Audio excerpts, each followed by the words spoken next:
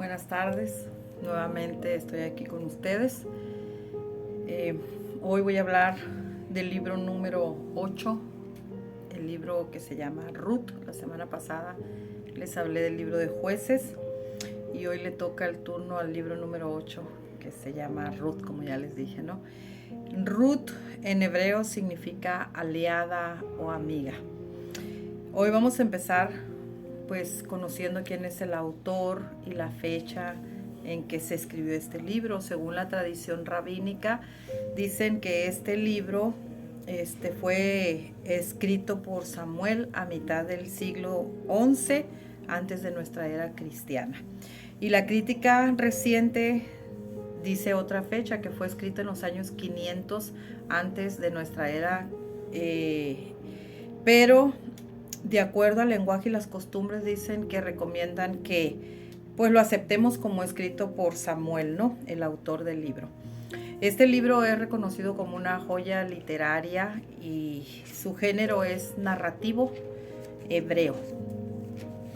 Este libro tiene un marco histórico del pueblo de Israel ya establecido. Recuerden que en el libro de Jueces yo les comenté que después de la muerte de Josué ellos habían tenido nada más jueces y pues fue un tiempo muy difícil donde tenían que consolidar su territorio y tenían muchas luchas, muchas conquistas.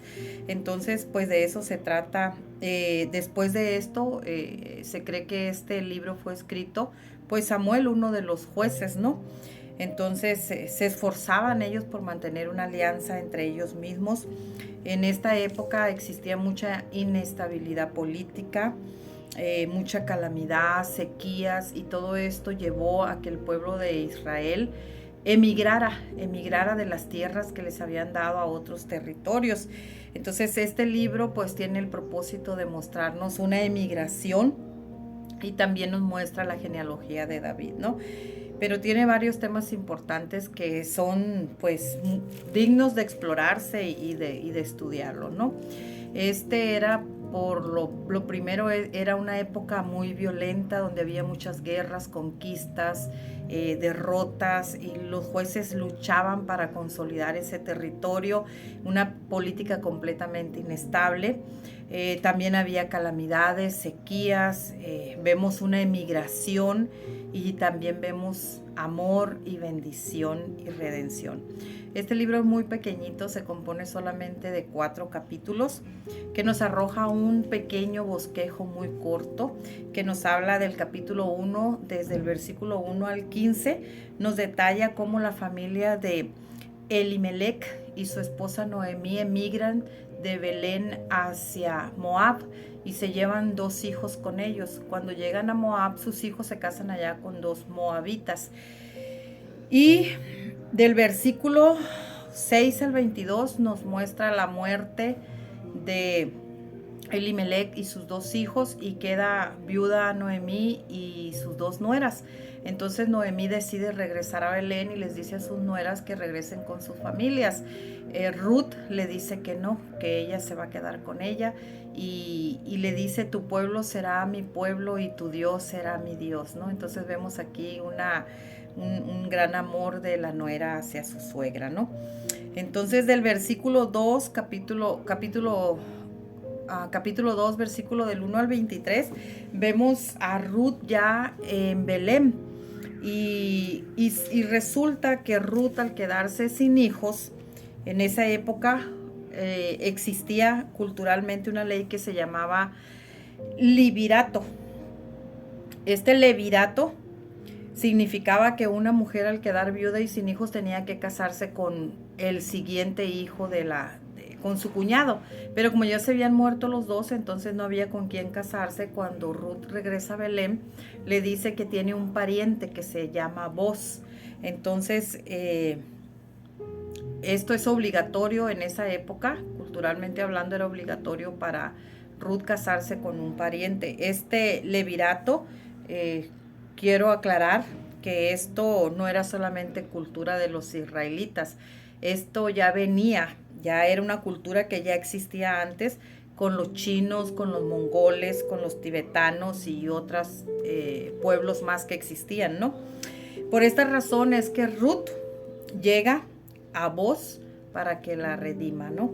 Luego el versículo 3 del 1:18, ya Booz fija sus ojos en Ruth. El versículo 4 del 1 al 17, ya Booz toma por esposa a Ruth y la redime. Ahora, la palabra redime en hebreo se dice ligol, y ligol significa rescatar. Ruth es rescatada por esta ley, ¿no? de redimir. Finalmente, este libro también nos narra ya en sus últimos versículos la genealogía del rey David. Nosotros hemos escuchado mucho eso de que siempre escuchamos decir Jesús, linaje de David. Bueno, pues Salmón engendró a Booz, Booz del que estamos hablando engendró a Obed, Obed engendró a Isaí, Isaí engendró a David, y Jesucristo, pues linaje de David, ¿verdad? Por eso dicen que Jesucristo era el rey, linaje de David. Pues esta narración nos cuenta el amor de la nuera a su suegra, un muy bonito amor, que la sigue, no la deja sola y se va con ella a un pueblo que no era su pueblo, a un pueblo que no tenía sus costumbres, pero que ella decidió seguir. Vemos la conversión de esta moabita al judaísmo, porque los israelitas aceptan esto como una conversión cuando ella le dice a Noemí: tu pueblo será tu pueblo y tu Dios será mi Dios. Entonces ellos aceptan que ahí hubo una conversión de, pues, a hacerse al Dios de Noemí, ¿verdad? También nos narra de un pueblo en una calamidad, también nos muestra una calamidad en una necesidad que tuvieron que emigrar, que esta familia tuvo que emigrar a diferentes lugares, y la familia de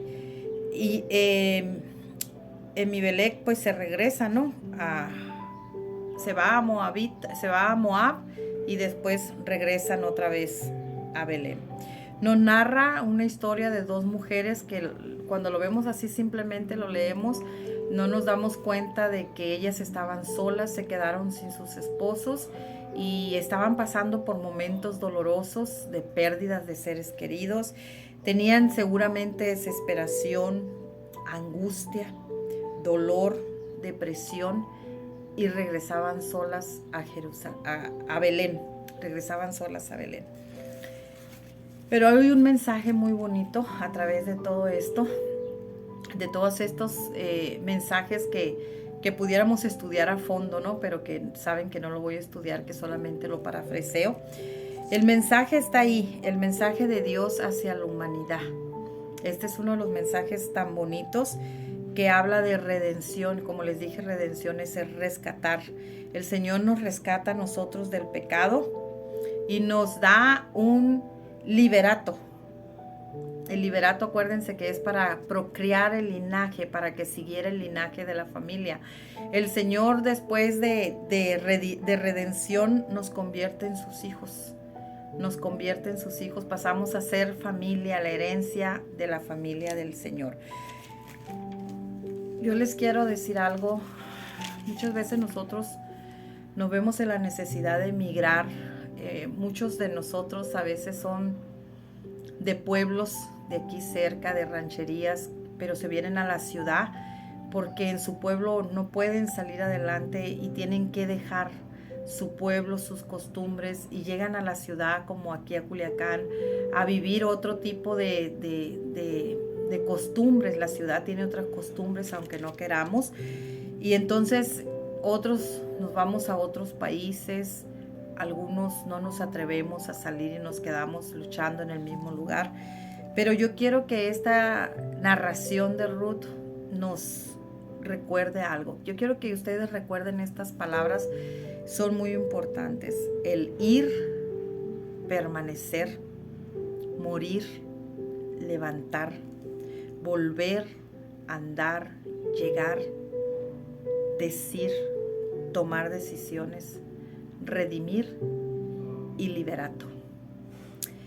Porque estas palabras nos van a recordar siempre el libro de Esther, que narra En este marco histórico nos narran ellas, este libro nos narra la historia de estas mujeres que pasaron por tantas cosas, de esa familia que tuvo que emigrar, pero esto sigue pasando hoy en día.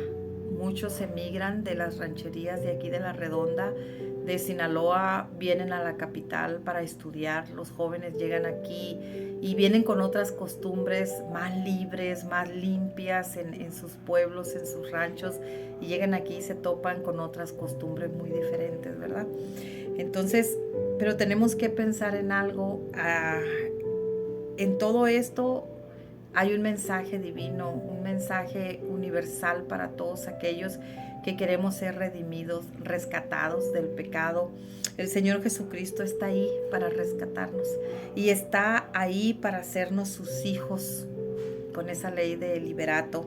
Solo tenemos que volver y buscarlo. La verdad que el Señor siempre está ahí esperándonos. Y a donde vayamos nosotros siempre podemos volver y Él siempre va a estar aquí con los brazos abiertos, listos. Él siempre listo para redimirnos y hacernos sus hijos. La verdad que esta historia está muy bonita, esta narración. Yo la estuve leyendo, la estuve estudiando, la estuve comentando con un hermano. Y yo les pido que oremos, que estemos en oración, que pensemos que todos pasamos por este tipo de situaciones muchas veces, pero tenemos que permanecer algunas veces, otros morir en esa emigración, levantarnos, volver, regresar, llegar, caminar, tomar decisiones para poder ser redimidos y llegar al liberato y ser llamados hijos de Dios. Que Dios los bendiga y reciban muchas bendiciones de lo alto. Estamos orando, tenemos una cadena de oración a nivel América, todo el continente americano, por nuestro querido maestro, director, nuestro maestro Roberto Brenes. Estamos orando por él y pues que el Señor ponga su mano sobre él, ¿verdad? Y le devuelva la salud, que esté cada día mejor hasta que pueda estar con nosotros nuevamente, enseñándonos y dándonos clases. Pues reciban muchas bendiciones de lo alto. Que estén bien.